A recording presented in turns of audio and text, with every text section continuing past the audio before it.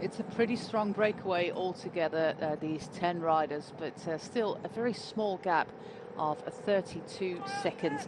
Arnaud de Lee, he's on his own, just like Brian Coquard, so they have to play it smart. Jasper Philipsen, this man here, has one teammate, but I think it really testifies of the amazing race instincts and phenomenal future of Arnaud de Lee, that he also sees these kind of things. He's not the kind of rider who's like, okay, I let my team bring me to the finish line. He's so young, but he races and he knows how to race. Well, he was the rider that instigated it on the climb. Exactly.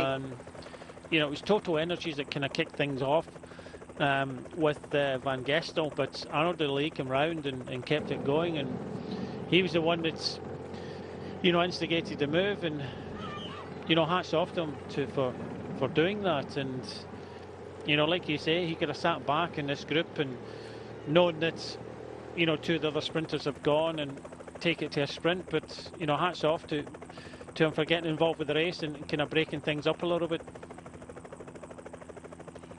Well, there are some teams with strength in numbers in this peloton. I counted 4 riders of Groupama FDG. Some riders of Bingle, Howell-Sausen as well. We have a few riders of Quick Step as we go to the Smeysberg.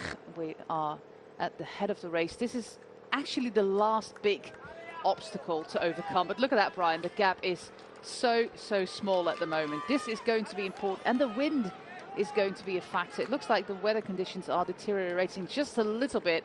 No more sunny skies at the moment as we enter the final 30 kilometers of Primus Classic. Now it's up to the likes of Groupama FDG to move up, and also Intermarché, because they still have some riders here. This is Niklas Larsson dropping back from that breakaway, so that's one rider less at the front.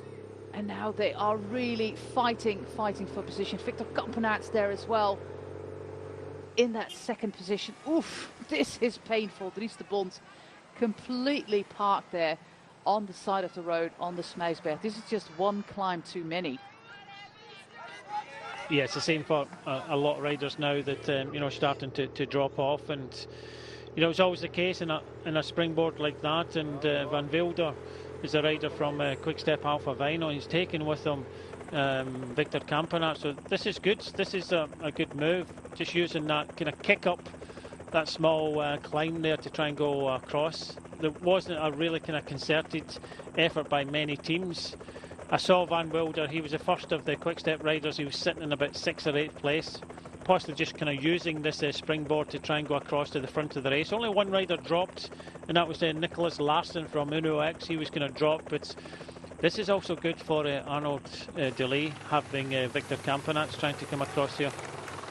Really great situation for Lotte Soudal. This is Victor Kampenaerts, Axel Zingle again, and Ilan van Wilder, the man who finished the Vuelta on Sunday, one of the most important henchmen of Remco Evenepoel, especially when it went uphill, and it seems like he recovered well from that Grand Tour. I think it might actually have been in his first one, but I'm not really sure about that. Greg van Avermaet also still in this group.